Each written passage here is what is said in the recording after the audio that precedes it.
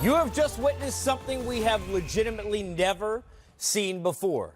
No comeback has been larger than the one that we just all experienced together, 31 points.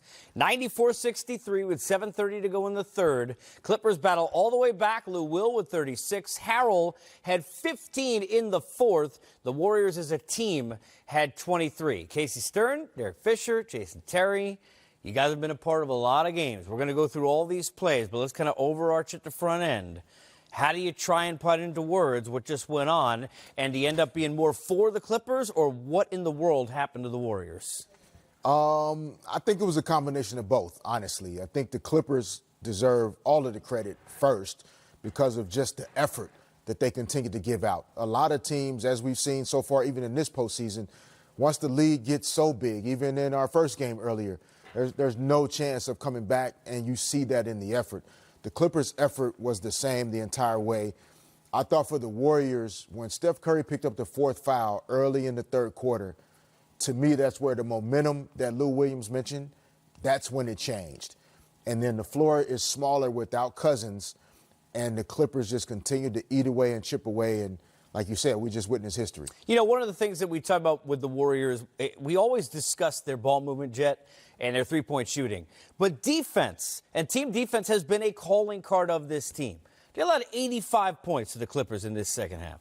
85 points. Montrezl Harrell does not miss a shot. Lou Williams was scorching hot. Now, don't get me wrong. Klay Thompson, the best defender we have in our league, he was contesting shots. Lou just had it going. Like he said, he was just hot. Everything was a blur to him afterwards. And realistically, they were the much more desperate team, down 31 points at one time, and they just continued to fight. Very resilient. Give credit to Doc and his coaching staff and the message he sent to those guys, and they responded to a man. They just outplayed these guys, and they deserve the victory tonight. 120-plus playoff games for Kevin Durant. First time he's ever fouled out. He's off the floor, but you're still in a spot with a chance to win. Let's take a look at the Shamet shot in a second. We'll look at the highlight first, as you've got Montrez and company going to work with just over 2 to go. At the time, putting us even. Lou Williams, what do we say in pregame? Nobody gets fouled like Lou Williams gets fouled. He puts that body in. Draymond not happy. Other end, now down 3. How about KD? Foul or not? 2 offensive fouls in the last 2 minutes by KD. He picked up his 5th. That there was the 6th. More from Lou. Step back. Easy. Sweet Lou. We're back even at 128. Just over a minute to go. What's this shot?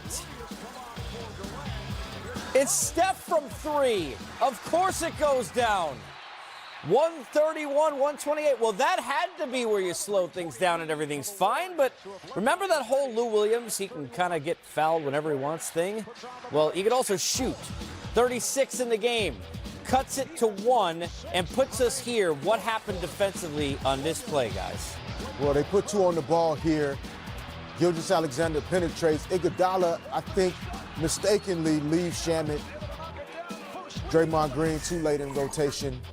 Knocks down the 3, and again, we just witnessed history. Couple of rough shot choice through the numbers as you listen to Doc Rivers, and I want to bring it because I think this is important because we have you here, is you hear Doc saying, hey, we told him we're going to win, and you said, hey, that's what he does. That happened to you in a situation. Take us through that with Doc. Yeah, in Boston, my first year, we're down 3-0 to the Knicks in the first round, and he's like, no, just one game. Just get one. And we look at him like, Doc, I mean, come on, we're down 3-0. Like, no team in history has come back from 3-0. He's like, no. And we win one game, and we win it. The next game's like, just tighten the screws and just get one more. But when he says it with so much passion and conviction that you honestly believe that you can do it. And I'm telling you, it's the same speech he gave the Clippers at halftime. He said it. We're going to win. They were down 31 points, not to just any team, to the world champions, and they still believe. They played hard, give them credit, and they won the game. We all sat there and watched, and you think about the younger people who are not understanding. In the 90s, you would score 80 points and win a game.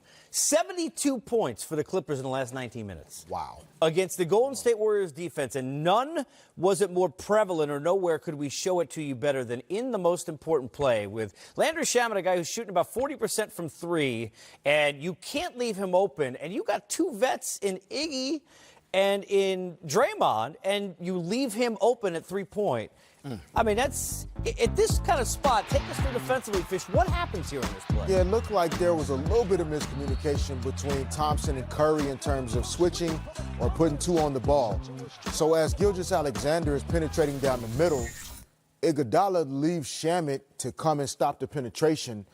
Draymond doesn't expect that because that's not the right thing to do.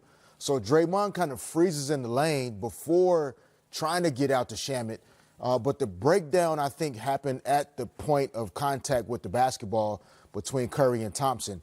Even if that breaks down, Iguodala should have stayed home with Shamet, lived with Gilgeous-Alexander, maybe making a floater or a two-pointer in the lane. The game is tied, maybe worst case. Or maybe you're up, you're down one. But to give up the three to Shamet and go down two in that situation, not the right thing to do. On the positive side, right draft pick for the Clippers. Not bad when you're 19 years old and you get that ball, you go in that position into the paint, draw the defense, see Shamet, presence of mind not to try and do too much, right, Jet, and go make the right pass. But again, defensively, that's where the Warriors create a lot of their turnovers. This time they had turnovers. We're going to talk about Kevin Durant. 22 turnovers in this game for the Warriors. 9 turnovers for Durant. 8 shots, 6 fouls for KD. Not good at all. But in the fourth quarter, when it's nut cutting time, Kevin Durant had an opportunity to make a three-point play. They call a charge. They would have went up 6. Now this is still a one-possession game. That primarily would have broke their back, and it gave him his 5th foul. Then you get another foul on an illegal screen. That's his 6th. As you know, KD's one of their closers. They need him to stay on the floor. So now there's 2 games where KD has not finished the game for the Warriors, and it's something that they'll have to address as they go forward. But the other part of it is 22 turnovers for 34 points. Yeah. We said it. The Clippers do not have enough talent to beat this team. But the biggest Achilles heel for Golden State all season long has been their turnovers, and it came back to bite them tonight. Execution wasn't there, sloppy play. And we'll get into this. I mean, look, it's like the Boogie injury was like 3 years ago. He leaves with the quad. But look, we don't even have Boogie before this year. So it's like you can't even use that as an excuse. I know it changes things, Fish.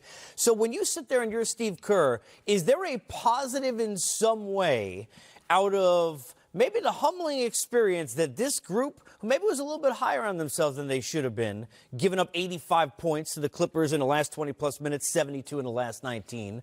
Is there some kind of positive out of this in terms of, hey, you want to go win a championship, you can be beat if this is how you play? Yeah, no, for sure. There was a point during the game where we were talking in the back, and I mentioned there's a part of Steve Kerr that's allowing some of the momentum to continue to change because he's hoping that his players start to recognize for themselves that they need to do some things differently in terms of changing what's happening on the court. And it was too late maybe for tonight, but in particular going after a 3rd consecutive championship, there is no script to it. Even winning game 1, being up 30 in this game, there are still things that this team is going to learn about winning a championship this year, that this experience, it presents an opportunity to grow, to learn, which every player and every team has to go through, no matter how experienced you are. And now they'll get a chance to respond in L.A. in Game 3. Here's